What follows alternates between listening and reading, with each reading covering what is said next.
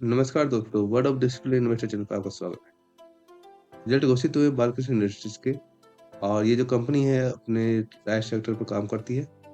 Company के results यदि हम देखते हैं तो इसकी साइट पे हम चलते हैं। तो यहाँ पर हम इसके डॉक्यूमेंट्स पे चलते हैं, डॉक्यूमेंट्स देख लेते हैं। तो यहाँ पे इसका 25 जनवरी को इसका रिजल्ट घोषित किया गया है और इस रिजल्ट में यदि हम देखें तो यहाँ पे इस कंपनी ने ₹4 का आपको डिविडेंड डिक्लेयर किया है। तो कंपनी निश्चित रूप से अच्छा काम कर रही है, इस वजह से डिविडेंड घोषित कर रही है और उसका यदि हम बैलेंस शीट को भी देखेंगे तो वहाँ पे आपको इसमें अच्छा डिविडेंड ये अपने देती रहती है। तो यहाँ पे हम इसको और नीचे चलते हैं, कंपनी ने क्या काम किया है, किस प्रकार से इसमें ग्रोथ करी है, नहीं करी है, उसको देख लेते हैं। तो कंपनी ने एक ही शीट में देखो इंटरनल और कंसोलिडेटेड रिजल्ट दोनों एक साथ दे दिए।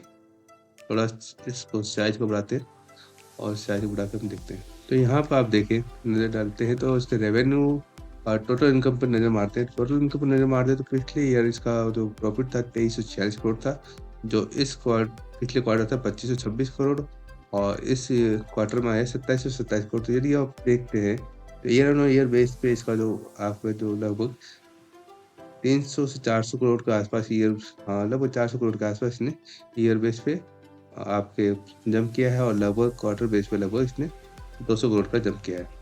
तो यहाँ पे इनकम में काफ़ी अच्छी ग्रोथ नज़र आ रही है और टोटल एक्सपेंस खर्चों को घटाने के बाद और टोटल यहाँ पे एक्सपेंस भी उसी प्रकार से बढ़े, इस प्रकार से इसने अपने प्रॉफिट को जंप किया है और इसने निश्चित रूप से इसका यदि एक्सपेंस में देखा तो इसने अपने मटेरियल्स में यहाँ पे जो प्रोडक्ट के जो मटेरियल्स है उसमें ज़्यादा इसने आपके यहाँ पे खर्चा किया है।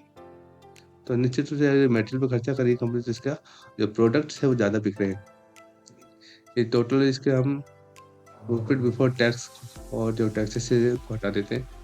तो टैक्सेस को यदि हटाए उसके बाद हम नीचे चलते हैं तो टोटल आपको ये देखो इसमें यहाँ पे आपको मिल जाएगा प्रॉफिट फॉर द पीरियड। ठीक है, यहाँ पे आपको प्लस नीचे और ले लेते हैं net of tax after tax. ठीक है, यहाँ पे 11 नंबर आपको हम देख सकते हैं total compressive income tax after tax. तो यहाँ पे देखें तो पिछले ईयर इसका जो शुद्ध लाभ था 186 करोड़ का और पिछले क्वार्टर था 208 करोड़ का और अब की बार देखिए काफ़ी मैसिव जंप आपको यहाँ पे नजर आ रहा है। लगभग 587 करोड़ का इसने लगभग दुगने से भी ज़्यादा इस क्वार्टर इसने जंप किया है। तो निश्चित रूप से कंपनी काफ़ी अच्छा काम कर रही है अपने सेक्टर में और इसका ये जो जंप है, इसका जो काम है हमें अगले 1 से 2 मंथ में हमें इसके कंपनी के जो प्राइस है उसपे भी देखने को मिल सकता है। और फिलहाल इसका अपने ईपीएस देख लेते हैं। ईपीएस भी देखो इस प्रकार से आपको पिछले ईयर था इसका 15.99 लगभग ₹16 के आसपास, पिछले क्वार्टर से ₹18 के आसपास और देखो ₹22.77 इसका बढ़ा है। तो यहाँ पे इसमें काफ़ी अच्छी जंप नज़र हमको आ रही है। अब इसका हम चलते हैं थोड़ा-सा, ये देख लिया आपने डिविडेंड भी दे दिया और सब काम खरीद जरा। अब इसका हम चार्ट में नज़र मार लेते हैं। चार्ट में नज़र मारने के लिए हम चलते हैं इसके।